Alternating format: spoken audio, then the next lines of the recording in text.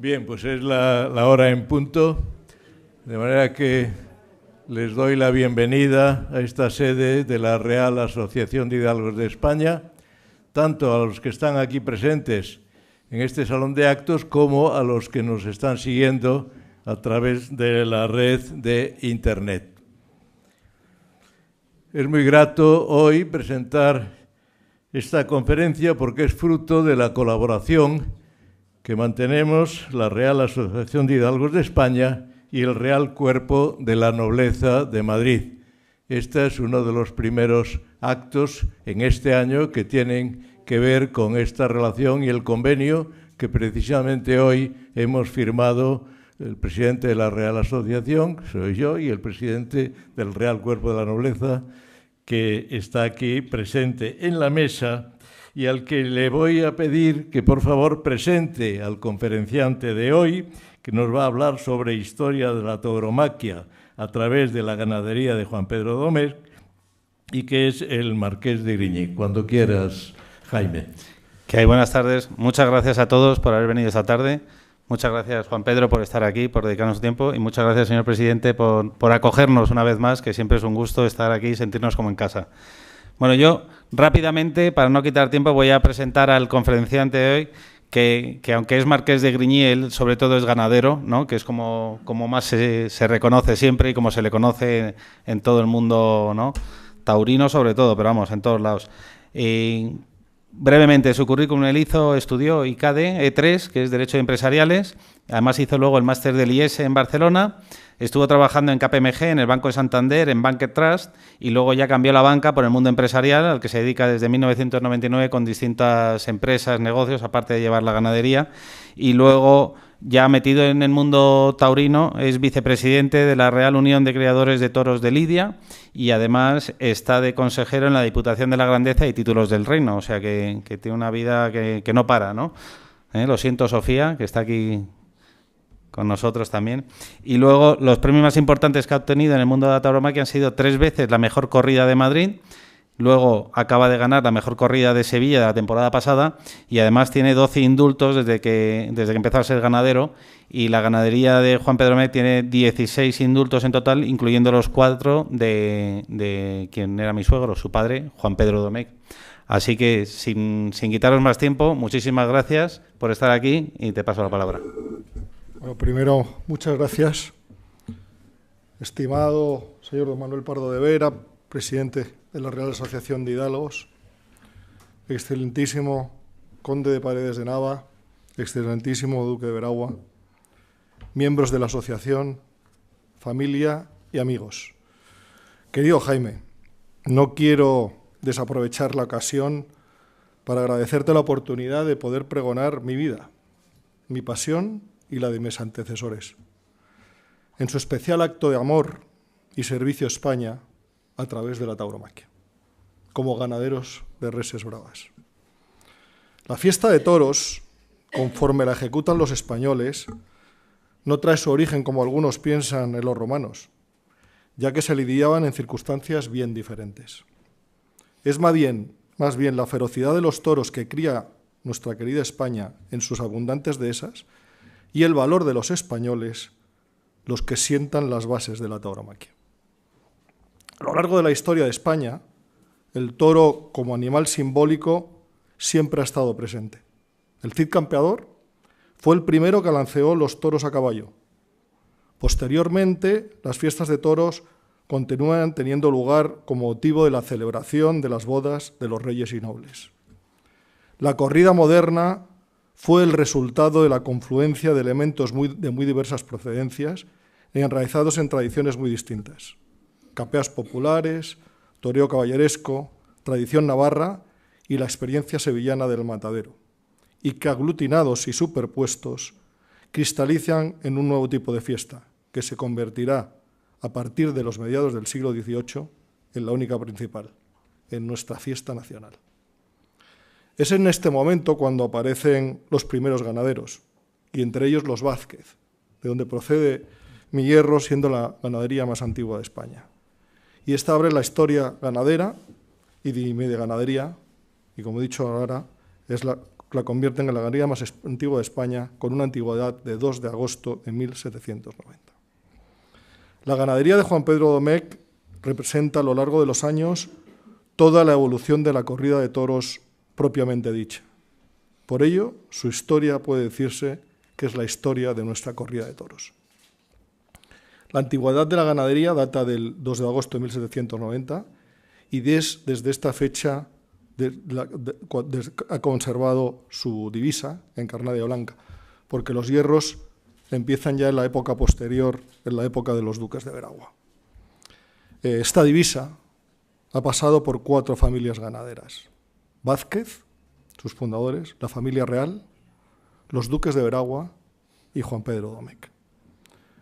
Vázquez, la primera etapa, de 1790 a 1830. Según los datos que se encuentran en los anales de la Real Maestranza de Caballería de Sevilla, don Gregorio Vázquez, padre de don Vicente José, ya lidia toros en esta Real Maestranza los días 21 y 23 de abril de 1763, con divisa encarnada y blanca. Su ganadería estaba formada por reses de Cabrera, Béquer y Casaulloa, estas últimas también procedentes de Cabrera. El verdadero creador del toro vazqueño es, sin embargo, el hijo de don Gregorio Vázquez, don Vicente José, conde de Guadalete. Comenzó a hacerse cargo de la ganadería en 1780 y desde el primer momento marcó su objetivo: crear un encaste, utilizando para ello todos los medios a su alcance. En primer lugar, decidió que para obtener este toro tenía que conjugar las virtudes y cualidades de los toros mejores de su época. Y para ello juntó las reses del señor marqués de Casaulloa, que se caracterizaban por su fuerza en sus acometidas, y la condición de pegajosos los incorporó a través de las reses de Rafael Cabrera, que se caracterizaban por su poder, tamaño y peso, y las reses de Béquer, que se caracterizaban por su dureza, reserva de pies y a veces la malicia procedentes de la ganadería de su padre. Esto es lo que han sido todos los ganaderos, artistas que combinaban caracteres, y este es el primer gran ganadero de la historia, que es Vicente José Vázquez. Todos ellos vecinos de Utrera, como don Vicente José, que a su vez añadió reses de Vistahermosa, que se caracterizaban por su bravura por todo extremo, pero que no tenían la corpulencia ni peso, como si, en cambio, hubieran padecido gran escasez. Eran de cuernos cortos y con exiguo poder, y no producían grandes temores en la gente de a caballo, ni ocasionaban grandes caídas. Eran, en cambio, la delicia de los aficionados, que los veían siempre acudir a los cites, tomar gran número de varas y recargar en todas ellas, conservándose bravos y prontos y ligeros para todas las suertes, llegando a la suprema con el mismo valor y bravura con que habían salido de los chiqueros. Cuando se hizo la fusión de unas vacas con las otras, no hubo más que un hierro y una señal en toda la ganadería, adaptándose con todos sus productos el sistema racional de tientas, y los toros y vacas procrearon sin que tuviese en cuenta su procedencia. Con tales elementos obtuvo don Vicente José Vázquez unos productos distintos en conformación y pujanza a los ya conocidos, arrancándose desde ese momento la tan preciada casta vazqueña. La pinta de las reses es variada, como corresponde a la diversidad de sangres que entraron en la composición de la ganadería, como anteriormente he comentado, pudiéndose observarse prácticamente todos los pelos: negro, jabonero, albaío, sardo, cárdeno, castaño y berrendo. La sangre vazqueña imperó durante el siglo XIX y primeros del siglo XX, en numerosas vascadas, aunque hoy en día se ha reducido mucho su número y quedan muy pocas de este encaste. El toreo en la época de Vázquez significa el comienzo de las verdaderas corridas de toros, en la que destacan los nombres de toreros que pueden considerarse como los grandes iniciadores en el arte de torear: Costillares, Pedro Romero y Pepeillo, inventor este último de la suerte de matar al volapié y el redactor de la primera tauromaquia. Después continuará con la siguiente época del toreo, absorbida por ella por la gran personalidad, esta época, por Paquiro, alumno de la primera escuela de tauromaquia, sita en Sevilla, y creada por la voluntad del rey Fernando VII, que es también el redactor de la segunda tauromaquia. Esta afición al rey, quizás el rey más aficionado de la historia, aparte de nuestro querido rey Juan Carlos, es lo que le mueve a convertirse en ganadero. Y tras la muerte de don Vicente José, el 11 de febrero de 1830, adquiere, a través de don Fernando Criado Freire, de la testamentería, la mayor parte de la ganadería, formada por un total de 700 cabezas y realizándose la compra por un valor de 301.000 reales.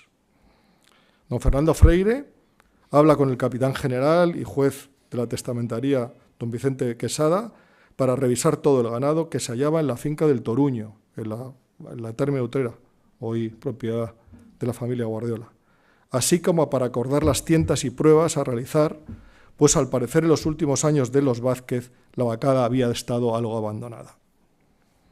Mediado el año 1831 se refresca la vacada con 6 sementales de don Sebastián Mínguez y otros 6 de don Manuel Gaviria.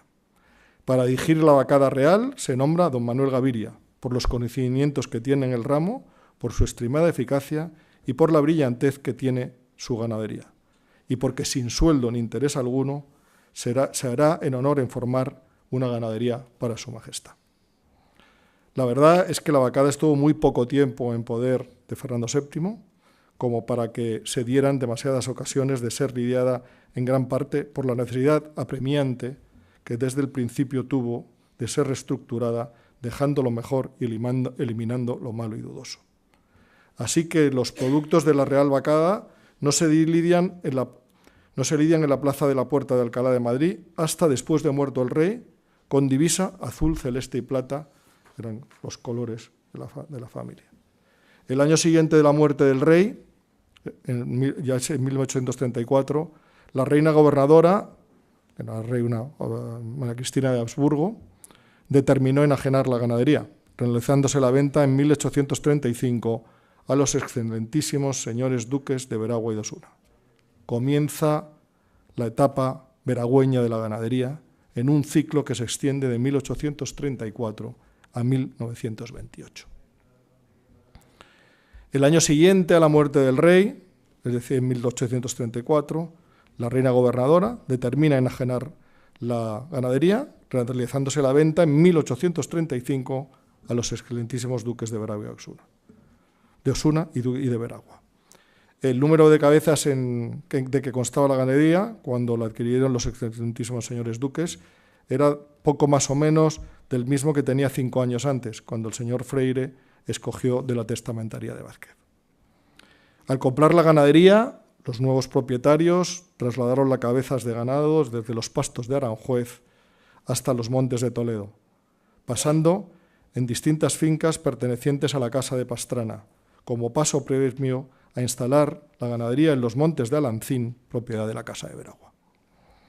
Entre los cambios que se producen está la variación del hierro que yo hoy mantengo con la V del duque de Veragua, el cual pasa a tomar el inicial del título nobiliario, enmarcando dentro de su escudo de armas timbrado con una corona abierta y recuperando los colores de la divisa que lucían los toros de Vicente José Vázquez, la divisa encarnada y blanca.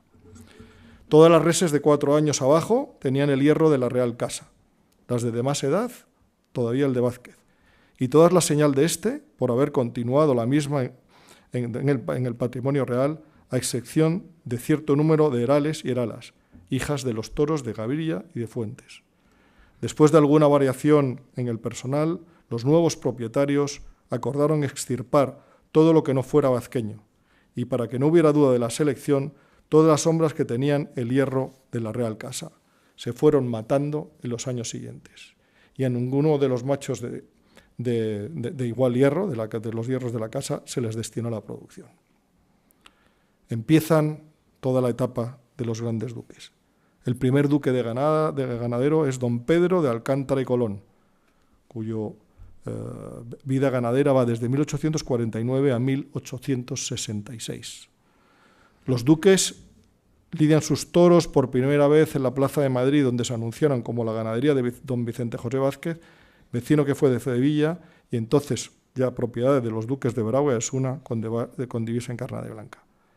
Encarnada fue la que usaban los vasqueños en Andalucía, pero cuando se vinieron a Madrid, ese color, a los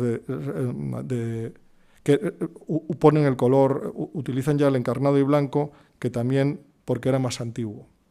Se escogió para los Vázquez la de los dos colores expresados, tras haber utilizado el azul, como vimos, recuperan los colores para mantener la antigüedad, porque la antigüedad de las ganaderías ha venido como no se erraba en aquella época, viene determinada por la divisa, y para mantener la divisa la vuelven a utilizar la de encarnada y blanca. Guerrita, en su tauromaquia, realiza el siguiente acerto. Por la manera con los toros que anunciaron, conservaron en la Plaza de Madrid la antigüedad de Vázquez, que es hoy la más remota entre todas las ganaderías existentes, con arreglo a la costumbre que para estos casos hay establecida. Por esta reacción, los Veragua, como los de Valdés, deben romper plaza con cualquiera que se lidien.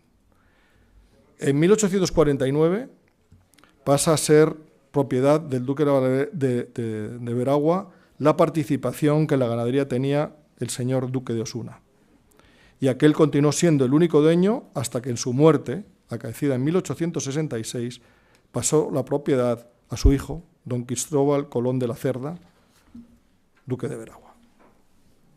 Un dato curioso es la creencia generalizada de suponer que el pelo javanero constituye el tipo característico de la raza antigua, cuando sin embargo no es hasta 1855 que esta capa que escaseaba, que no tenía más de 2 o 3 toros en la ganadería, y era muy claro ver en la plaza por su característico olor los toros javaneros.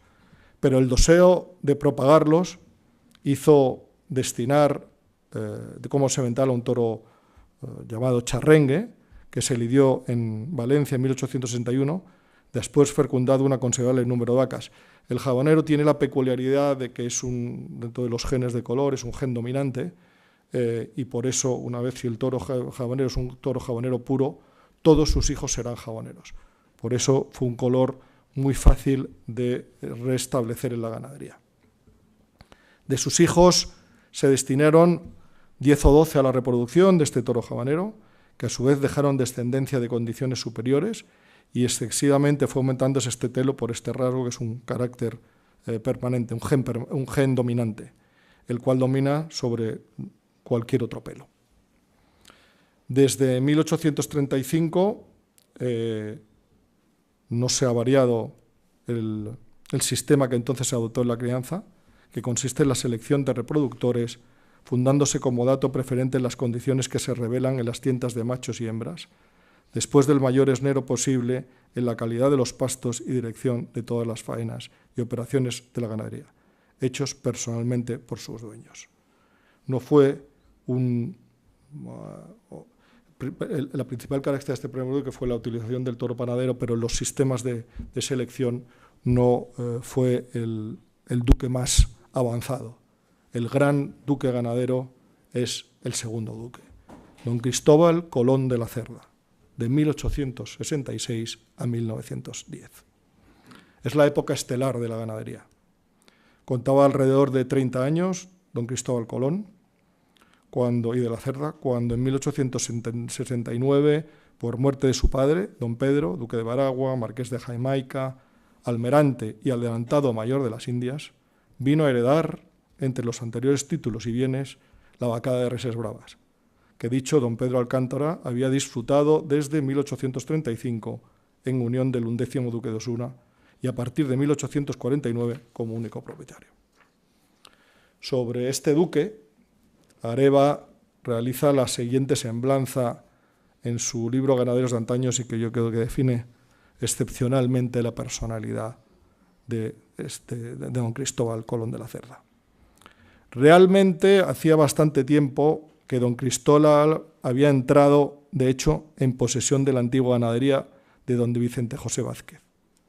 Posteriormente, Fernando de la Casa Real, con el rey Fernando VII, puesto que en los últimos tiempos de su progenitor como mayorazgo cuidaba de la administración de la hacienda y principalmente de esta acreditísima Bacala.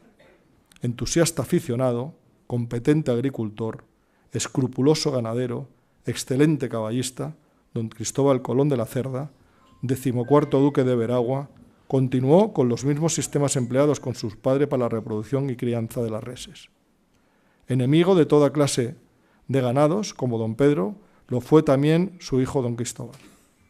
Nada de sangres distintas, de cuyos acoplamientos podían surgir individualidades diferentes con variados caracteres hereditarios, y el método conselectivo por consanguinidad, esto es, la unión entre sí de animales de la misma casta y de parentesco muy cercano, imperó en la vacada del anterior prócer, aumentando así entre la descendencia los caracteres o prosiguales de sus antecedentes.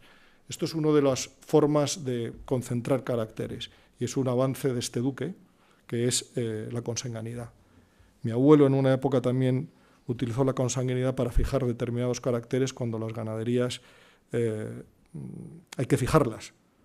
Yo ahora luego en mi época lo que he hecho es abrirlas, porque cuando hay demasiada concentración de caracteres se producen...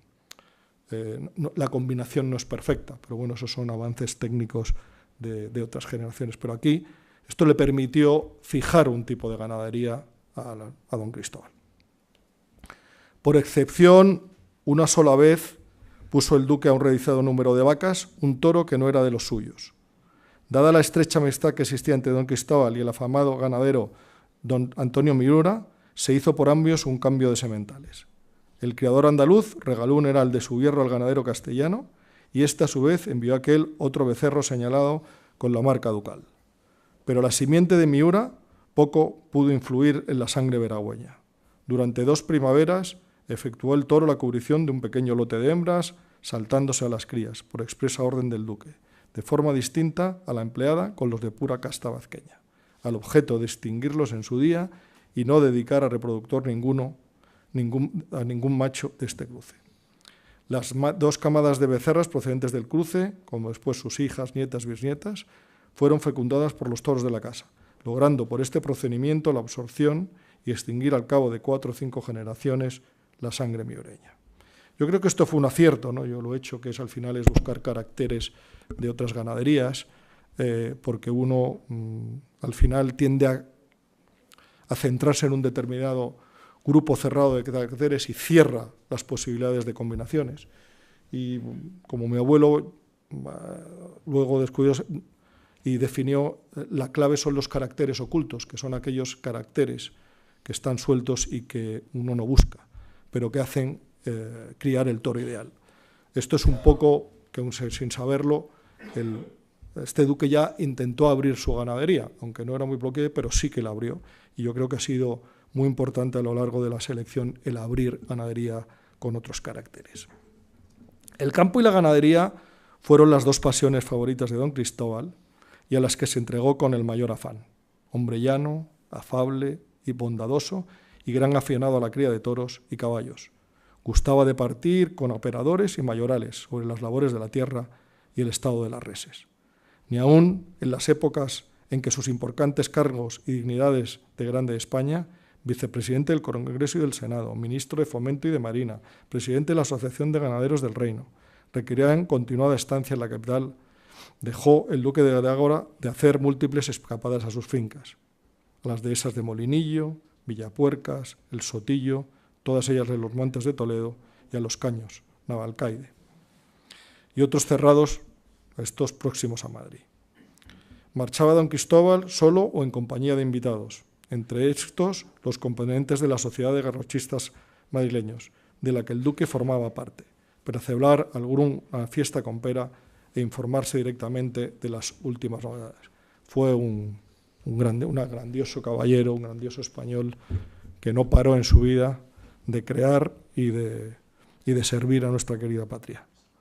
El duque dirigía por sí mismo todas las operaciones, con esmero inigualable, atendía a la elección de reproductores con rigurosa escrupulosidad, llevaba las tiendas de machos y hembras y con extremada largueza cuidaba y alimentaba las reses.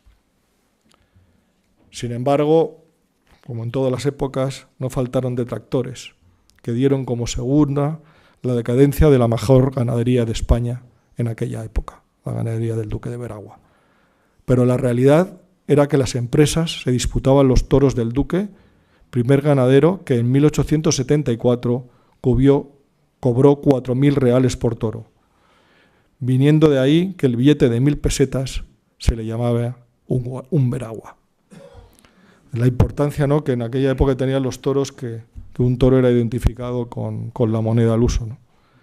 Que los toreros, excepto los picadores, que miraran con respeto a tales bichos por su codicia y empuje, mostraba el especial predilección hacia aquellos toros por lo fáciles que resultaban para el triunfo y que los públicos los aplaudían sin reserva. Los toros de Veragua tuvieron gran fama, prefiriéndoles los toreros a los de otras ganaderías, porque daban a cazador ocasión a un mayor lucimiento, sirviendo a veces de esponja que borraba anteriores fracasos. Cuéntase por allá, del año 1890, un novillero de Cartel preguntó cierto día a don Fernando Gómez el Gallo qué toros eran los mejores para los toreros, a lo que el célebre Espada contestó sin titubeos: «Mira, mocito, no digas que eres torero si no sabes eso. Los de Veragua, hijo, los de Veragua, eso no es una pregunta».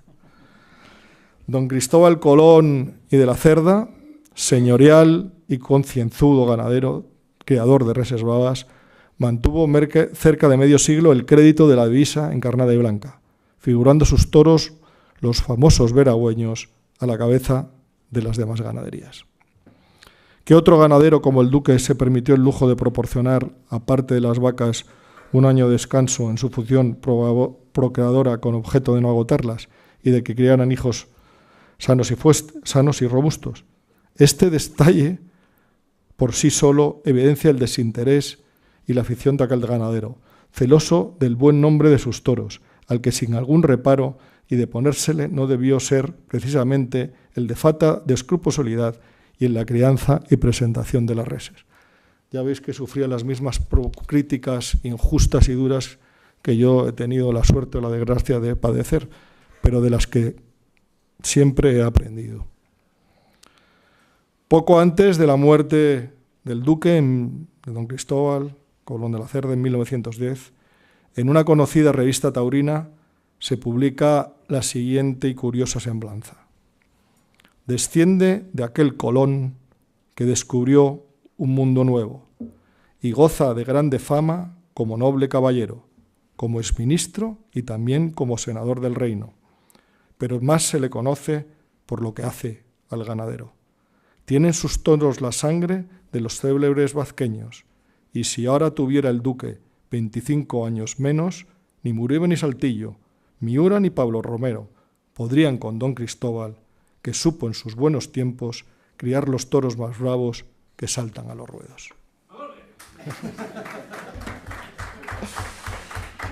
Y llega ya el tercer duque y último duque ganadero. La época de la decadencia de la ganadería. El tercer duque, a finales de 1927, pone la ganadería en venta y la adquieren don Manuel y don Fermín Martín Alonso, de Alameda de la Sangra, antepasados de la familia Lozano, por 1.000.000 de pesetas, que era una fortuna en aquella época, las 1.137 cabezas que se componían una de las más famosas ganaderías del mundo. Sobre la personalidad y los criterios de este tercer y último duque, voy a transcribir otra entrevista que realiza en el periódico ABC el 19 de febrero don Gregorio Rochano, famoso crítico. Hemos charlado con el duque de Veragua, no le hemos interviudado, ni hemos adoptado en nuestra conversación esa actitud periodística de pandereta, de cuartilla y lápiz en ristre. Hemos charlado sencillamente como dos buenos amigos que gustan de comentar una afición mientras fuman unos cigarros. ¿Usted cree, en efecto, que al público le interesa el toro? Cada día más. En este punto es usted más optimista que yo. Creo que el público solo se satisface con el lucimiento del torero y que, logrado esto, no le interesa más de la fiesta. Sin embargo, se inicia una reacción. El abuso de estos últimos años da sus frutos. No diré como esas notas publicadas a ruegos de los interesados, que los toreros vayan a pedir, casi a exigir, ganado que no quisieran en otras temporadas. Pero el público, empalagado de una fiesta que con sus características va perdiendo su interés, se da cuenta de que sus extravíos le conducirán a tal extremo, que el símbolo del torero sería yapisería. Y ya metidos en esto, ¿qué opina usted de la edad de los toros? En este asunto, mi conducción de ganadero podría infundir sospechas. Lo más interesante de cuanto se diga acerca del toro lo han de decir los ganaderos. Pues yo creo sinceramente que no es condición precisa que el toro tenga 5 años. Es suficiente con que pase de 4 y esté bien criado. Pero por esto cree indispensable fijar un peso mínimo. El peso y la edad han de dar el tipo del toro del Dibla. Aquí ya empieza pues el toro de 5 años, que es la edad madura del toro, es cuando el toro deja de crecer, ¿no? Y que es cuando tiene toda su seriedad. El problema es que el toro con 5 años es mucho más caro criarlo, y hoy en día ya en Madrid se ha impuesto el toro de 5 años porque es cuando el toro tiene la edad adulta y la seriedad necesaria, pero en las otras plazas no, y para evitar que se cometieran adultos, aquí el duque está diciendo que es importante poner el peso, y es cuando se establece el peso como uno de los requisitos para lidiar en las corridas de toros. El toro cuatreño tiene todas las características que alguien supone exclusivas de los 5 años, incluso la constitución de la boca, que es la más definida, lo cual quiere decir que el ganadero, aprovechando las condiciones de esta raza precoz, ha logrado mejorar el toro, adelantarle un año. Tiene el cuatreño la ventaja de dar una lidia más franca, ser más ligero, más ágil, más apto, menos propenso a reservarse, a defenderse, a hacerse de sentido. Bueno, es una realidad, ¿no?, que es un toro con más agilidad, con menos seriedad, pero un toro con más movilidad. Y no habría temor de que algunos toros diesen el peso no por su desarrollo progresivo, consecuencia del celo del ganadero, sino para haberle engordado a última hora con una sobrealimentación. Empiezan a existir ya los problemas que nosotros, ya los ganaderos de nuestra época, hemos tenido que afrontar. Un mayor volumen, y a partir de ese mayor volumen hemos tenido que desarrollar, y ya contaré más tarde, pues, que hace mi padre y que yo he ido continuado haciendo. Deseche usted este temor. A los toros se les cría con lo que da el campo. Solo en los años de escasez nos vemos obligados a recurrir al pienso. En aquella época no se les sobrealimenta, sino que el toro salía a las plazas con lo que daba el campo. Si así la ganadería es un negocio ruinoso, calcule usted lo que serían los toros si se cebaran como los cerdos. ¿Qué es un negocio ruinoso? Indudablemente, mire un dato elocuentísimo. Mi abuelo vendía los toros a 1.000 pesetas, a 4.000 reales, como se decía entonces. De esto viene el llamar veraguas a estos billetes. Yo los vendo a 5 y 6.000 reales. A primera vista parece que mi precio es más remunerador, pero no sucede así, porque yo pago por las fincas en renta la misma cantidad de pesetas que mi abuelo lo pagaba en reales. De manera que para obtener los mismos rendimientos, aún no teniendo en cuenta otras cargas, sería preciso que yo vendiese cada toro a 4.000 pesetas. Yo sostengo la ganadería por afición y por tradición familiar. Como negocio no seguiría ni un día más. Lo suscribo. Es una realidad que se ha mantenido a lo largo del tiempo. El ser ganadero es más un legado, una forma de vivir, una forma de ser y de sentir, y un legado de historia de España. Y por eso es un deber, ¿no?, como español, el intentar mantenerlo. ¿Es muy numerosa su ganadería? De 1.200 cabezas. Saco unos 120 toros por año. Y aquí tiene usted otro dato de lo que es este negocio. Solo a rendimiento un 10% del ganado. Esto es, que con lo que produce cada toro hay que criar 10. El origen de su ganadería. Ese es el gran problema que tuvo el duque, y por eso la decadencia, y se ve obligado a venderlo. Mi ganadería tiene todas las castas de reses bravas que hay en España. Lo hizo Vázquez con ganado de todas las procedencias, como he dicho anteriormente. Solo un ganadero, el conde de Vistahermosa, de aquellos toros proceden los saltillos de hoy, se negó a venderle toros, pero Vázquez recurrió a un procedimiento ingenioso para conseguir simiente de Vistahermosa. En la pequeña época que se pagaban todavía los diezmos a la iglesia, Vázquez compra esos diezmos, y entre ellos, naturalmente, los ganadería de Vistahermosa. Así es como Vázquez consigue iniciar su ganadería, que, como he dicho anteriormente, empieza con ganaderías pues, de toda España, ¿no? Que es como se crea, porque la bravura no estaba creada. Y para conseguir simiente de la ganadería en aquella época más importante, que era la de Vistahermosa, recurrió a este inteligente truco. ¿Usted tienta en el campo o en el corral? En el corral, que es la plaza de toros, ¿no? Yo no dispongo de esas grandes llanuras de que disponen los ganaderos andaluces para hacer las tientas a campo abierto. Además, creo que es más fácil darse cuenta de las querencias en un lugar cercado. Y esto es muy importante. En el campo, las querencias cambian con más frecuencia, sin que nadie se aperciba. En mi corral hay una tapia que, sin saber por qué, es la predilecta de los becerros, acaso por la orientación. Y esto lo tengo muy en cuenta para no equivocarme contando los pollazos a favor de querencia. Es una evolución, ¿no? La tienta en campo cerrado para ver la bravura, porque los animales menos bravos se aquerenciaban. ¿Os apura usted mucho? A las becerras sí, a los machos no. A estos solo les damos 2 pollazos, y la nota depende de la bravura y empuje que en ellos pongan. No se puede castigar mucho a los becerros, que luego se acuerdan en la plaza y no se acercan a los caballos. Esto lo hacían en una tienta anterior, porque aquellos, la bravura, que ha habido una evolución, hoy en día embisten todos. En aquella época había algunos que no embestían, entonces los tentaban primero en la plaza, en el corral, para ver los que embestían y los que no embestían. Los que no embestían, desecho de tienta y cerrado, y los que embestían son los que iban a la plaza de toros. Eso ha sido la selección constante que han ido los ganaderos para llegar al toro de nuestros días. No nos asombramos muchas veces de la conducta de un hijo relacionándolo con lo de los padres de sus padres diametralmente opuesta. Pues igual nos ocurre con los toros.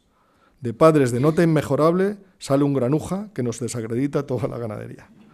Así es la selección genética, ¿no? Hay veces que crees que padre y madre excepcional y sale un toro que no embiste.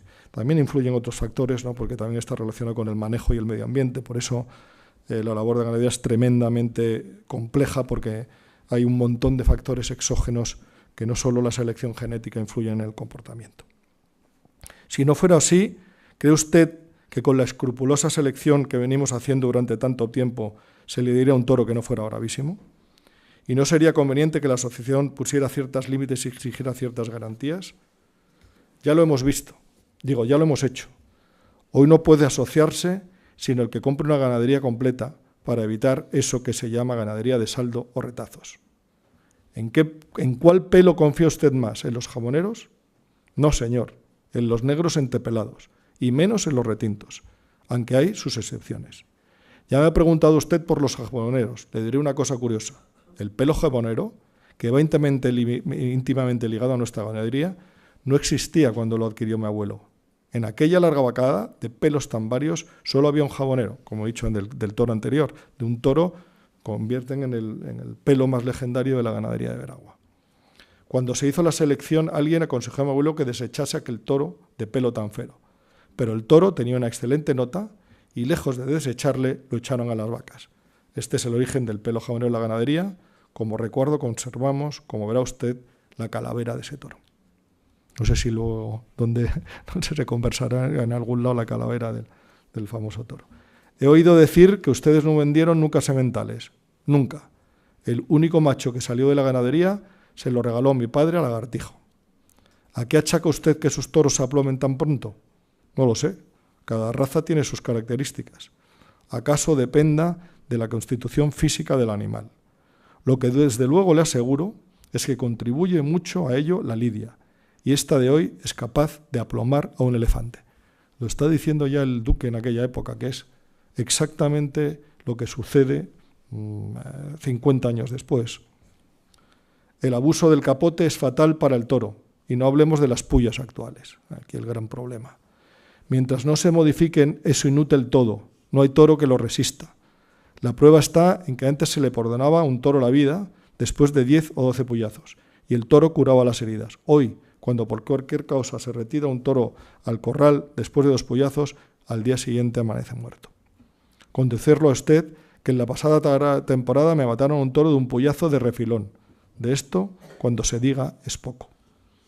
Y además de poco, se dirá en balde, mientras no haya más energía para sacudirse de estas imposiciones. Mire usted, cuando nos reuníamos en la Dirección de Seguridad para reformar el reglamento, el día que nos tocaba examinar las pullas, recibimos un telefonema de los picadores de Sevilla que decía textualmente: no estamos conformes con lo que acuerden en el asunto de las pullas. Es decir, que no nos hemos reunido y ya no estaban conformes con lo que acordábamos. Exactamente lo que ocurre hoy en día. Pues mientras esto no se resuelva, ¿para qué hablar del toro? No habrá toro ni con 5 años ni con 7, aunque el ganadero consiguiera ejemplares excepcionales. De pronto reparamos en que presidía nuestra charla un retrato del viejo duque, de aquel duque tan escrupuloso y severo, que suprimió las elegantes y pasadas moñas de las corridas de beneficencia porque descomponían las cabezas de los toros, y hasta contribuyó a trasladar a los músicos de la meseta de Toril para que la música no excitase a las fieras en su encierro. Tendría que oír el duque aquel al ver las pullas de hierro limado y con tope, sustituidas por estas de acero vaciado y sin tope. Casi nos avergonzamos de plantear en presencia de aquel retrato problemas sobre los que no admitiría aquel hombre discusión. Nos despedimos. Queda aquí sintetizada la conversación con el ilustre prócer, que nos deleitó con su charla documentada en materia taurina. No es el duque de Veragua un duque que tiene la pose de ser ganadero, es un ganadero que ha coincidido con un duque. Cuando nos retirábamos del austero entresuelo de la calle San Mateo, aún quedamos un rato charlando, a modo de postdata, en el recibimiento de la Casa Ducal. Este recibimiento es un pequeño museo taurino, retratos de Chiclanero, Montes, Just, apuntes de Goya, una cabeza de toro de 8 años, matado por el Tato, un cuadro copa de la Muñoza, en el que se ve al duque de Veragua, poder el actual, apartando una corrida acompañado del regatero, un bastoncito de Paquiro, el palo de la muleta del Chiclanero, palo que tiene pocas dimensiones más que un lápiz comercial, y otras curiosidades menos curiosas que no recordamos. Adiós, duque, quedamos en que no creo que al público le interese el toro mientras toree el capoteo excesivo y la puya actual.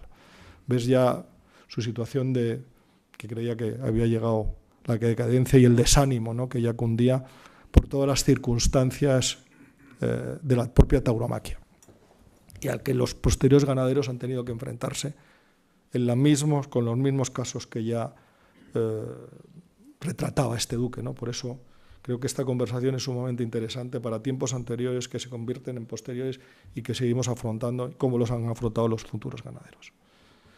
Bueno, la gran época del duque de Veragua, la de Cristóbal Colón de la Sierra, coincide con toda la carrera profesional de una de las grandes parejas de la tauromaquia, considerada por muchos como una de las grandes épocas del toreo, la formada por Lagartijo y Frascuelo.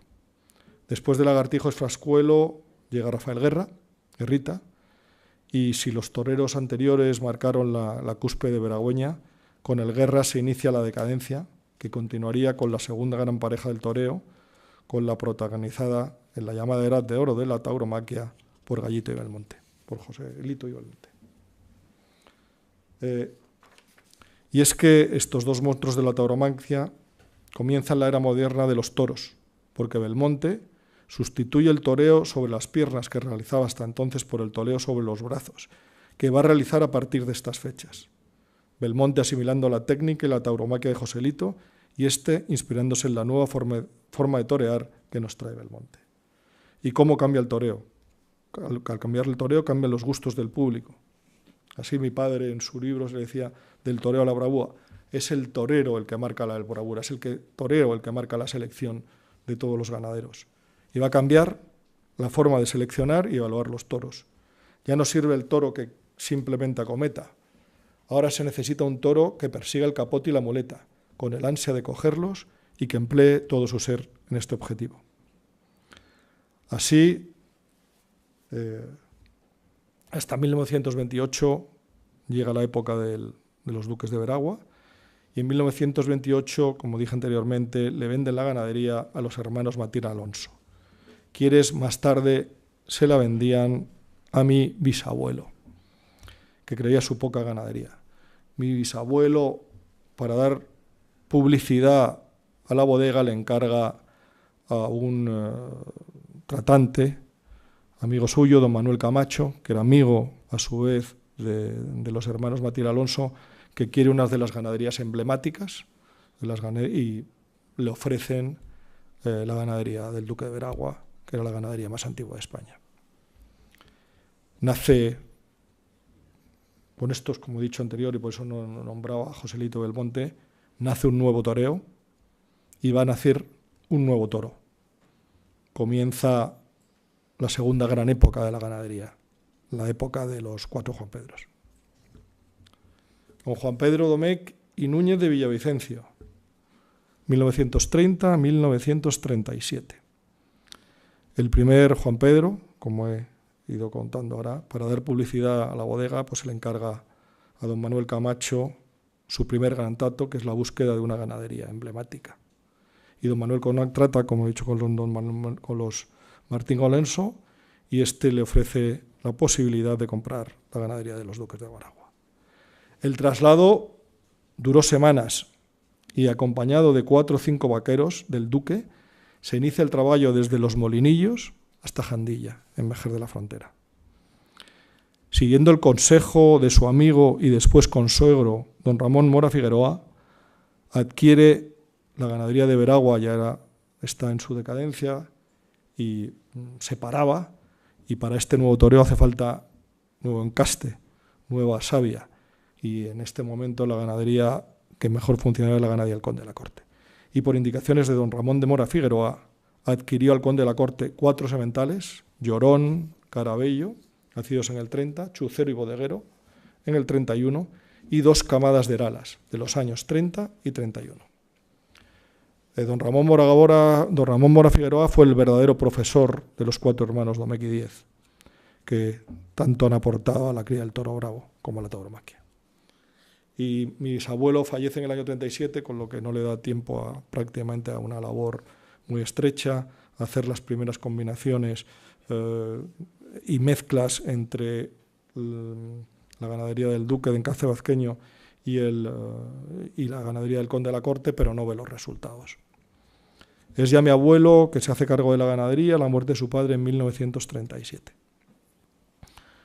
A su vez, mi abuelo compra en 1939 la ganadería de don Ramón Mora Figueroa, procedente de García Pedrajas y formadas con sementales del Conde de la Corte. 2 toros de nombre Chavetero, 105 del año 31 y 94 del año 33, que eran hermanos de madre. En 1939 y 1944 y 40, imitando lo que había hecho anterior, compra otras 2 camadas del Conde de la Corte y vende todo lo puro de Veragua, gran parte de lo cruzado, no quedándose más que con las mejores vacas del cruce Veragua-Conde de la Corte. Bueno, ya tenía mi abuelo los mimbres necesarios para realizar su obra, que como anteriormente hiciera don Vicente José Vázquez, no iba a ser otra que la creación de su propio encaste, adaptando el toro a su época y a su personal interpretación de la tauromaquia. Así nace el llamado toro Juan Pedro. Para ello parte de 3 filones, ¿no? Yo sé, filones de bravura, siempre he dicho. Mora Figueroa, que es una combinación de García Pedrajas y Conde de la Corte. Veragua, mezclado con Conde de la Corte, y Conde de la Corte en pureza. Esos son los 3 filones de la ganadería, por eso es una ganadería que luego muchos han podido desarrollar, porque hay 3 vetas completamente diferentes. Pero para crear un encaste no basta contar con los componentes adecuados para conseguir el objetivo. Además, es necesario fijar un criterio de selección y el objetivo que se pretende alcanzar. En primer lugar, se va a basar en una nueva definición de la bravura, la que mi abuelo llamó la bravura integral, y que la definió de la siguiente manera. Bravura es la capacidad del toro para luchar hasta su muerte. Por lo que para juzgar esta y calificar el toro debe tenerse en cuenta su lidia en todos los tercios. Y lo aclaró así, diciendo: soy totalmente opuesto a que el equivalente de la bravura de los astados termine en la suerte de varas. Ya tenemos una nueva concepción de la bravura. Bravura ya no significa solo acometividad del toro al caballo, ni la acometividad del toro al capote, ni la acometividad del toro en las banderillas, ni la acometividad del toro en la muleta, sino la cometividad en todo el conjunto de suertes que conforman la lidia, la bravura integral. Durante muchos años nunca se utilizaron como sementales reses que tuvieran sangre veragüeña, aunque de vez en cuando se hicieron pruebas que nunca dieron el resultado apetecido. Puede decirse que el primer toro que tenía algo de sangre de veragua y que se utiliza como semental fue el primer toro indultado de la ganadería, el número 6 desteñido, que con un 6,25% de veragua fue indultado en Jerez en 1955 en la primera corrida concurso, pero que tampoco influyó preponderantemente la fijación del encaste, pero sí fue un toro que dio mucha bravura a la ganadería. Otra técnica utilizada para la fijación de los caracteres fue la consanguinidad, que ya como anteriormente reflejé utilizó el primer duque ganadero. Por ello se fueron echando a las vacas sementales que eran hijos de hermanastros, por parte de padre durante 4 generaciones. Además, se incorporó con el tiempo un nuevo método de clasificar a las reses en el tentadero y en la lidia, consistente en añadirnos notas a la que tradicionalmente se venía utilizando. Estas dos indicaban la bravura y la terribilidad en los animales y se clasifican del 0 al 10. La creación del toro Juan Pedro va a verse en cuanto a resultados a partir de los años 50 y va a tener sobre todo un torero muy ligado a ellos que no es nada ni nada menos que Antonio Ordóñez.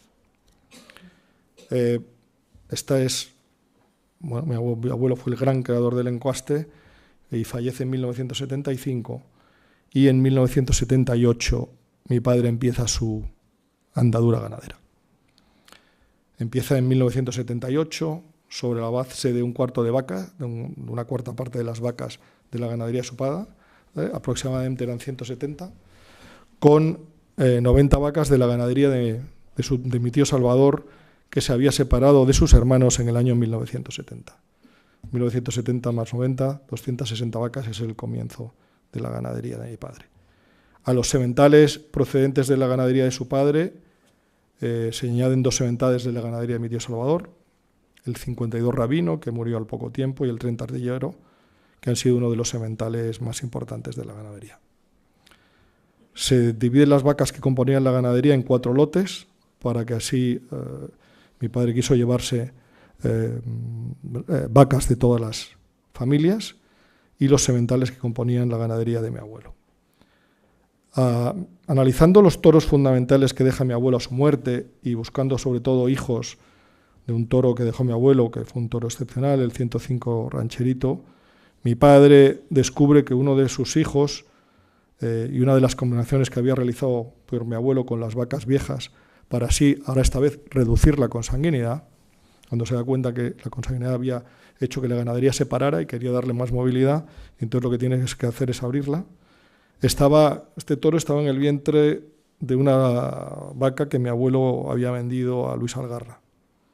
Mi padre, por su buena amistad con Luis, le propone cambiarle este 7 decidor, que iba a ser lidiado, por cualquier toro que escogiese de su ganadería.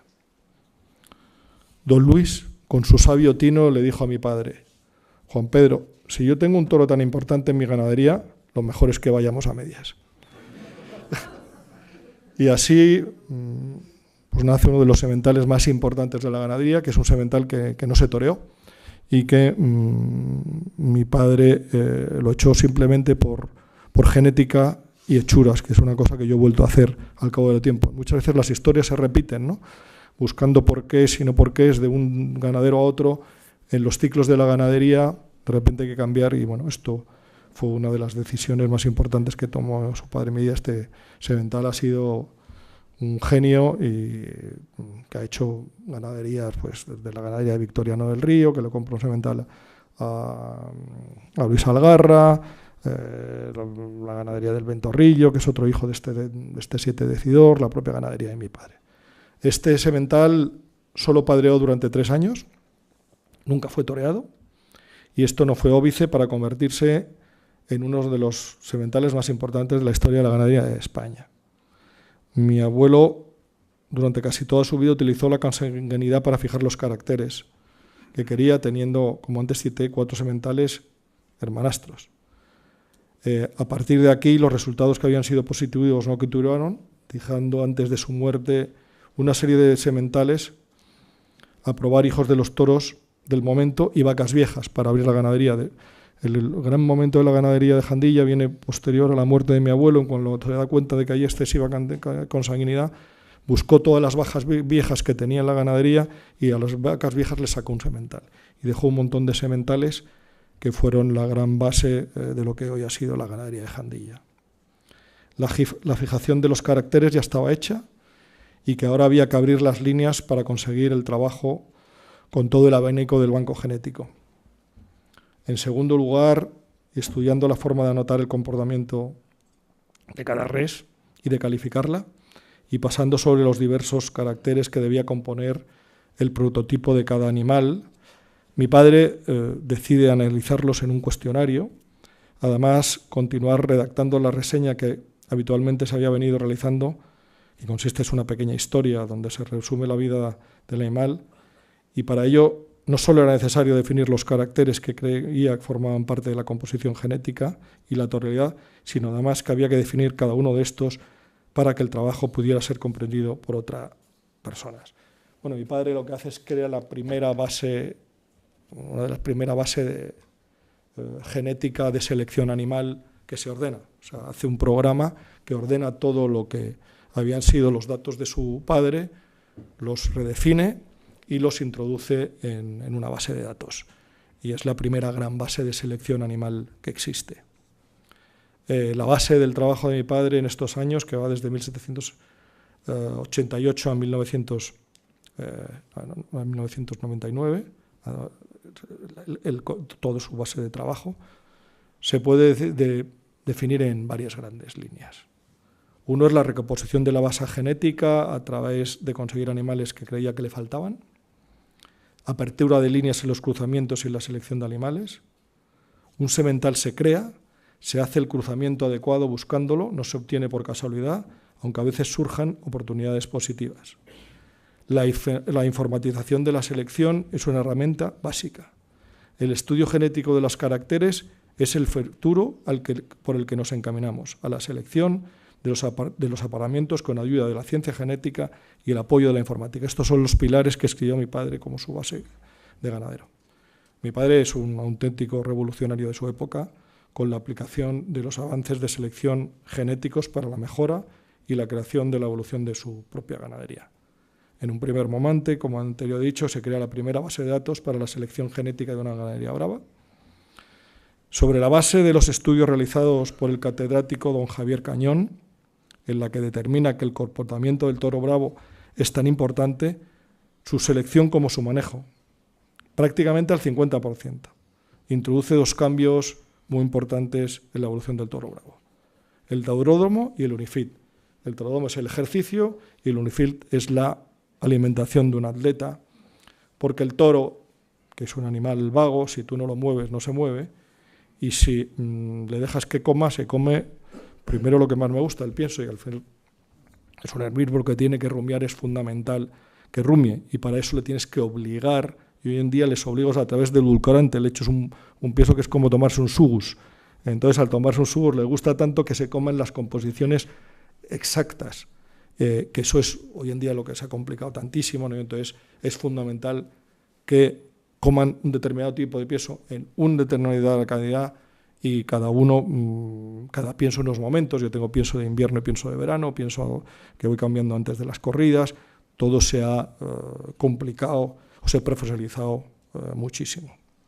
Lo que he dicho ya antes, se introducen después de este estudio, que a mí me acuerdo cuando me lo enseñó mi padre, digo, joder, si es tan importante, igual de importante el manejo, más vale que le dediquemos más tiempo al manejo. Y desde entonces empezamos a dedicarle de verdadero tiempo al manejo. Ejercicio y alimentación. El ejercicio realizado de una forma recurrente y programada.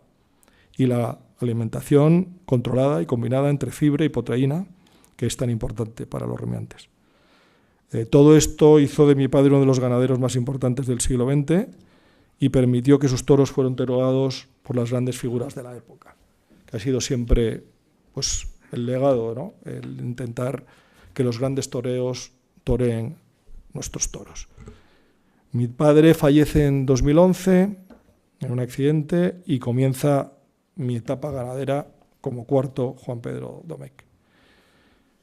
El ganadero es el alquimista que debe interpretar los gustos del público de cada época y moldear su arcilla sobre la base de la bravura, que es lo que han hecho todos mis anteriores, crear bravura. Para mí es uno de los grandes creadores, porque la bravura no es algo objetivo, sino algo subjetivo, y para mí es una de las grandes artes, ¿no? La bravura del toro parece expresar algo evidente, pero en cada ciclo histórico ha significado algo distinto. Es el ganadero el que debe adaptar la bravura a la tauromaquia de cada época. Para mí, la tauromaquia no puede explicarse sin determinar antes la época de la que estamos hablando, porque su gran secreto es su constante capacidad de evolución, razón que la ha hecho adaptarse a las costumbres de cada época y de ser aceptada, elogiada, armada y vituperada, pero siempre conservando su vitalidad a lo largo de toda su historia. Lo vemos, ¿no?, hoy en los mismos tiempos, de ser atacada a ser, pero es uno, como digo yo, es la fiesta nacional y es lo que uno de los emblemas que nos identifica como país, con lo que debemos estar todos orgullosos de la tauromaquia. Este es el gran reto al que hoy yo, cuarta generación de un Juan Pedro Domecq, me enfrento, como ya mis antepasados han venido realizando. Debo conseguir un toro bravo que emocione a través de la faena que cada artista interpreta. Es la bravura del toro y el valor del torero la base sobre la que gravita la tauromaquia. Y la bravura es la bravura el compendio de la tauromaquia, y de ahí la dificultad en su definición. Ya mi abuelo fue un genio que definió la bravura de otra forma y define la bravura integral, que es la bravura en todos los tercios. La bravura es la base de la toreabilidad, es la capacidad de lucha empleada de un toro a lo largo de todos los tercios hasta su muerte. La bravura integral, como definió mi abuelo. Y como bien dijo Ortega y Gasset, la historia del toreo está ligada a la historia de España, tanto que sin conocer la primera resultará imposible comprender la segunda. La solución a la que apunta brevemente Ortega, en la final de un ensayo, de su ensayo, La España invertebrada, vendría de un imperativo que debería gobernar los espíritus y orientar las voluntades. El espíritu, el imperativo de la selección. Con esa voluntad, operando selectivamente y usando de ella como un cincel, hay que ponerse a forjar un nuevo tipo de hombre español. Eso no es otra cosa que la labor del ganadero.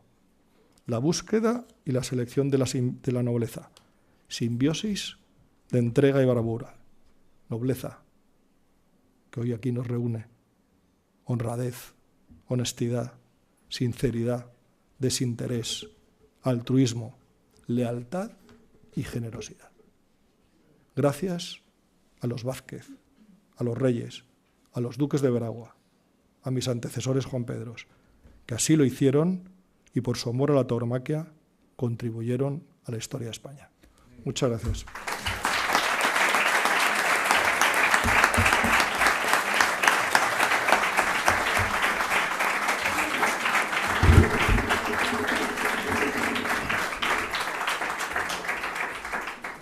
Muchas gracias, Juan Pedro. Un gusto escucharte y una maravilla escuchar la historia de España a través de los ganaderos, que gran trabajo han tenido aportando tanto. Yo te quería preguntar una pregunta que a mí me hacen muchas veces. Yo soy su cuñado y entonces, claro, me toca ejercer de cuñado, ¿no? Y a mí me preguntan muchas veces, y tú has comentado, ¿no? Compraron 1.100 vacas, primero 700, luego 1.100, luego 1.200, y me pregunta la gente, ¿cuántas vacas, cuántos toros tiene Juan Pedro? Y digo, pues no tengo ni idea, la verdad. La ganadería ha pasado por múltiples etapas. En el año 2007, en la que teníamos dos ganaderías, que una la llevaba mi padre y otra la llevaba yo, que era Parladé, prácticamente entre las dos ganaderías pasamos de las 1.000 vacas. Fue la época del cúspide, lidiamos 43 corridas de toros. Bueno, eso fue una época, yo creo que el sumum, ¿no? En el momento en el que más corridas de toros había en España. En el 2007 podíamos estar por encima de las 1.000, hoy no llega a las 500. Y yo desde entonces, una de mis obsesiones era reducir la ganadería sin perder calidad genética. Y en esa apertura pues se intenta buscar caracteres de otros ganaderos, pues desde mi primo Borja en Jandilla, anteriormente con su padre, con el que siempre he tenido una excepcional relación y nos cambiábamos sementales, como hacían otros, para buscar esa calidad. Y gracias a Dios yo empiezo, cuando veo que la situación económica, hay una importante crisis en el 2007, que hay que reducir la ganadería, empecé reduciendo la de Parladé, que tenía 260 vacas, y la dejé en 125. Con lo que cuando muere mi padre, gracias a Dios, yo había hecho el tremendo trabajo de pasar de 260 a 125. Con lo que no me dio pánico, mi padre tenía 780 vacas el día que murió. Entonces, esa labor yo ya la había hecho, y con lo que tenía un conocimiento especial de la ganadería, porque me había visto obligado a quedarme, abriendo la ganadería, quedarme con lo esencial. Y eso es lo que empiezo a hacer en la ganadería de Juan Pedro. Fusiono las dos ganaderías, escogiendo lo que yo consideraba que era lo mejor y no perdiendo. Mi padre siempre tenía una obsesión que era no perder ninguna familia, aunque diera... Pero algunas he perdido, algunas porque no han llegado a dar ningún resultado, y llega un momento que digo, pues las sacaré por otro lado, y alguna por una dichosa enfermedad que es la paratuberculosis, que yo creo que es una enfermedad genética, pero que lo he ido descubriendo porque hay familias que es que todo, ¿no? O sea, cuando la madre y todos tienen paratuberculosis, para mí es como un cáncer que está latente en algunos, y es que se parece al cáncer humano, es una enfermedad genética, y que el sistema inmunológico protege. Y el sistema inmunológico hace que lo desarrollen antes o después. Y eso lo he visto en la ganadería y estoy cada día más convencido. Y lo que he hecho es genéticamente ir eliminando las vacas que tienen paratuberculosis. Y hoy en día tengo una ganadería de 450 vacas. ¿Hablas de vacas? Incluyendo... Vientres. Vientres. O sea, vacas madre. Sí. Lo que sí he hecho para diversificar, tengo la mayor base de sementales de la historia de la ganadería. He llegado a tener 60 sementales, ahora tengo 54. Porque creo que la diversidad genética es clave, y para encontrar los grandes sementales hay que tener muchos, además porque muchos se mueren, y hoy pues tengo una base de sementales muy importante.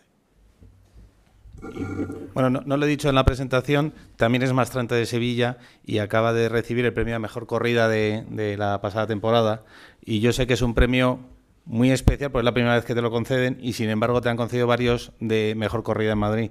Entonces, ¿cuál te ha hecho más ilusión? Pues mira, todos los premios de ese nivel, pero el de Sevilla ha sido un premio tremendamente especial, ¿no? Aparte de ser maestrante, yo digo que mis toros son sevillanos y que es su plaza, ¿no? Y que han tenido que esperar pues toda mi vida ganadera y 37 años. A mi padre solo se lo dieron una vez y 37 años después me lo han dado a mí, con lo que solo demuestra lo difícil que es la profesión de ganadero, ¿no?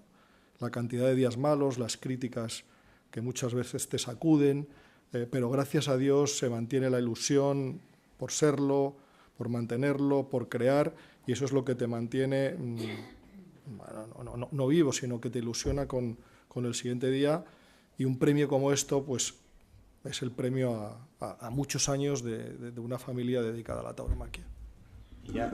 Ya hago la última pregunta, lo prometo, para dejar de ejercer de cuñado y que si alguien tiene alguna pregunta. Yo sé que está terminando un museo que es una maravilla, y es ¿para cuándo ese museo? ¿Cuándo estará? Bueno, como todo lo bueno se hace esperar, pero creo que hoy en día los museos, lo potente no es ver colgado un montón de carteles, ¿no?, que ilustran la historia desde 1700, pero si no te la cuentan, y muchas veces amigos cuando me la cuentan me dicen, Juan Pedro, lo que tienes que hacer es contarla tú, y le digo, hombre, yo no puedo contarla siempre. Entonces lo que estoy haciendo es crear esa palabra moderna que mucho no me gusta, pero que hay que decirle que es el relato, que es la historia, ¿no? Entonces lo que estoy es reescribiendo otra vez la historia, pero lo que voy a contratar a un museólogo, porque hoy en día todo el mundo de los profesionales, para adaptarlo a los tiempos modernos, la digitalización quiero incluso recrear lo que antes he dicho, porque al final hay que centrarse en cuál es el origen de las corridas de toros, la mezcla de los juegos caballerescos, las fiestas navarras, el espectáculo de los mataderos. Y entonces estoy escribiendo el guión. Una vez que tenga escrito el guión, que ya queda poco, me está ayudando una persona porque hay que documentar todo esto, redocumentarlo. La historia de Vázquez perfectamente documentada, la historia de los duques perfectamente documentada. Le pediré a Cristóbal a lo mejor más información de la que tenemos si dispone de algo. La época del rey Fernando VII, que no fue el mejor rey, pero para mí fue un gran ganadero, aunque duró muy poco, y ya de los Juan Pedros. Cuando tenemos hecho el guión, digitalizarlo para contar esa historia reflejado en el documento, que es el cartel. Y yo creo que eso es tremendamente potente porque es parte de la historia de España, como decía Ortega y Gasset, ¿no? Que es una historia que va por la historia desde 1730, incluso antes, bueno, los juegos caballerescos han existido antes, es parte de la historia de España. Y eso es lo que voy a contar y hacerlo. Y esto viene, pues siempre cuando una anécdota, cuando mis hijas estaban estudiando en Inglaterra, pues las pasé y fui al palacio del duque de Marlborough. Y en el palacio del duque de Marlborough pues había un zoológico, y luego te metían por el palacio, no había ni mobiliario ni nada, y lo que había era un teatro en el que te contaba la historia del duque de Marlborough. Y había una cola, y le digo, aquí lo potente es la historia, el continente no es nada. Y dije, yo lo que tengo que hacer es contar la historia. Bueno, y eso es lo que estoy haciendo.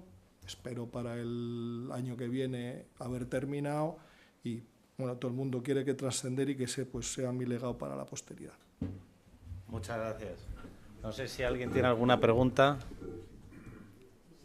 Por favor. Un segundito, que le trae un micrófono, así escuchamos todos. Sí. Buenas tardes. Gracias, ganadero, por abrirte, por todo lo que nos has contado. Decías que una de las cosas más orgulloso que hay en la casa es la herencia de tu padre, la base de datos genética. Pues hemos sido testigos, están clonando un toro ahora mismo.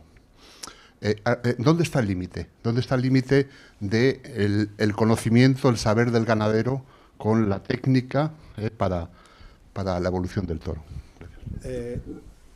Yo llevo años evolucionando la base de mi padre para su utilización con la inteligencia artificial, y la inteligencia artificial no es que quite el papel del ganadero, ¿no? Es una herramienta tremendamente potente, pero la intuición del ganadero, y como he dicho, si el 50% del comportamiento del toro viene determinado por el manejo, eso no lo controla ninguna inteligencia artificial. Ni los días, ni si come el toro, ni se ejercita, eso no es posible. ¿Que la selección se puede ayudar? Yo creo que puede haber un avance muy importante. Yo lo que he hecho es numeralizar toda la base de datos de mi padre, cambiar la base numérica de 0 a 10, porque los técnicos me dijeron, Juan Pedro, tu base está sesgada porque 0 pues prácticamente no se le ponía ninguno. 1 tampoco le ponía, 2 tampoco, 3, casi empezaba mi base en el 5. Y al final he ido a una base, si al final los datos son para mí, yo lo que quiero es recibir la mejor información posible. Y entonces pensé en una base y le digo, si tuviera que explicarle a mi hijo cómo se ponen las notas, y entonces pensé en la base escolar. Suspenso, aprobado, bien, notable y sobresaliente. Es la base 5. Y esa es la base que estoy imponiendo. Y luego, todo lo que tenía mi padre en base 3, no he querido... Quizás por nostalgia, todos me dicen, y todos los catedráticos, que los modelos de selección más de 10 caracteres es imposible de controlar y que no te dan información, con lo que creo que estoy de acuerdo. Y entonces cuando me enfrento a ello, estoy en el desarrollo de un programa, que no lo desarrolló, sino que lo han desarrollado los ganaderos mexicanos, con los que ya llega a un acuerdo para al final licenciar ese programa. Estoy intentando que sea la Unión el que lo licencie, y si no, pues lo haré yo con la licencia del programa mexicano, que es un programa de última generación, los datos están en la nube, y en la que la utilización de toda esta numeralización de la base de datos, todo el trabajo que llevo haciendo, de numeralizar, de transformar a base de datos 5, la base escolar, yo creo que dará sus frutos. Y al final lo que le podré hacer preguntas que el ordenador me dará y que hoy en día por intuición y experiencia hago, con lo que mi selección yo creo que me ayudará. No es crítico, pero como todo es una herramienta de tecnología más que ayudará a la selección. Por favor, un segundito que le acercan el micrófono. Sí. Gracias. Buenos días, felicitaciones por su excelente conferencia. Y dos preguntas muy cortas. ¿Cuál cree usted que es el futuro de la tauromaquia en España? Y la otra es el papel de la vaca. Me ha interesado mucho, porque claro, estamos hablando de los toros. La pregunta sobre la vaca es, ¿cuántos productos puede dar una vaca? Y luego, ¿qué destino posterior tiene la vaca? Muchas gracias. Yo soy optimista. Yo desde que soy directivo de la Unión de Criadores de Toros de Ladio, lo que he intentado es que la juventud, y todavía tenemos que hacer cosas, pero gracias a Dios la juventud, cuando tristemente vimos un gobierno que lo quiere prohibir todo y que acomete con la libertad, la tauromaquia es parte de la esencia de España y eso no van a poder con ello, por mucho que quieran, porque uno se agarra a sus raíces y estos son raíces del pueblo español. Por eso es la fiesta nacional, por eso ni los independentistas que lo han intentado en todas las regiones, incluido Cataluña, porque es otra mentira, lo que hicieron es prohibir las corridas de toros, pero el toro en las calles sigue existiendo, con lo que la tauromaquia no la han prohibido. Al revés, cada día la tauromaquia en la calle es una tauromaquia más viva, que ninguno de los grupos que han querido abominarla han podido con ella, con lo que en esa parte soy tremendamente optimista. Yo tengo más demanda para todas las tallas que nunca en la historia. Y luego la juventud ha vuelto a los toros, con la complejidad de que es un espectáculo caro, pero yo creo que se pueden hacer muchas cosas para que puedan venir todavía más. A la segunda pregunta, las vacas, para mí la selección de las vacas es clave. Yo desde que murió mi padre, que hace ya 15 años, creo que ahora mismo es cuando he llevado la selección, he podido hacer mi propia selección, porque si yo selecciono 30 vacas por año y tengo 450, me parece que son 12 años, 15 años. Es clave. La vaca es igual de importante que el toro. Y además es lo que da estabilidad a una ganadería, porque la base de vacas es lo que... Yo tengo 450, es lo que está ahí. Tú te puedes equivocar en echar algún toro buscando otra serie de cosas, pero si tu base animal es muy sólida, la estabilidad de tu ganadería lo es. Con lo que luego, ¿qué hago con las vacas? Pues las que desecho, es una carne exquisita. Una de las mejores carnes, no es que lo diga yo, que lo debo decir, es que es una carne especial porque tiene un pH prácticamente nulo y hoy en día la gastronomía va por ahí, pues que es una carne con pH, o sea que no es ácida. Lo que pasa es que es muy, muy difícil su comercialización. Además es una carne tremendamente natural porque las vacas, la mayoría, viven del campo. Y van, tristemente, no al sitio que deberían ir, que son a la carne gourmet. Yo lo he intentado, pero es algo todavía complejo y lo sigo haciendo. Y cuando lo doy de comer a mis amigos me dicen, ¿de dónde es esta carne? Y digo, pues carne de mis vacas. ¿Y por qué no la vendes? Digo, pues eso es otra historia. Pues ahí van. Gracias a Dios existe un mercado de carne al que va la carne de vaca, pero va fundamentalmente al mercado de carne de segunda para hacer hamburguesas.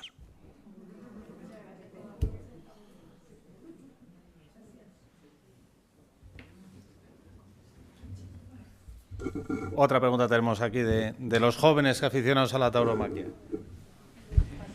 Bueno, son dos. La primera es, ¿cuál es el mejor torero para ti? Y la segunda es, ¿cuál es el mejor toro que has tenido? Bueno, para ser un buen ganadero te le tienen que caer a uno muchos toreros en la cabeza. Y eso es lo que hago, tener a muchos toreros en la cabeza. Luego los gustos es como las mujeres. Alguno te gusta más que otra, pero en general me gustan. Entonces, lo que he dicho, es fundamental en tu labor ganadero que te quepan muchos toreros. He visto toreros geniales, que algunos de ellos han sido Morante, José Tomás, Enrique Ponce. Para mí un torero que revoluciona la tauromaquia, que es Paco Ojeda, ¿no? Igual que Belmonte, por su forma, porque asienta los pies, revoluciona el toreo moderno, el que hace ir hacia donde estamos es Paco Ojeda. Y luego hay, en cada época hay un torero grandioso, ¿no? Y luego uno puede tener una mejor relación humana con unos u otros. Hay toreros con los que tengo mucha relación humana y con otros menos, pero para mí lo que busco es que las grandes figuras del toreo toreen mis toros. ¿Y la segunda? ¿Mejor torero? Pues mi mejor toro. Bueno, hay toros que te acuerdas, ¿no? Pues gracias a Dios en todas las temporadas hay toros excepcionales. Este año pues lidié un toro en Linares, el que le han dado todos los premios, que se ajusta mucho a mi concepto de la bravura, que es el ritmo, la clase con la profundidad y la potencia.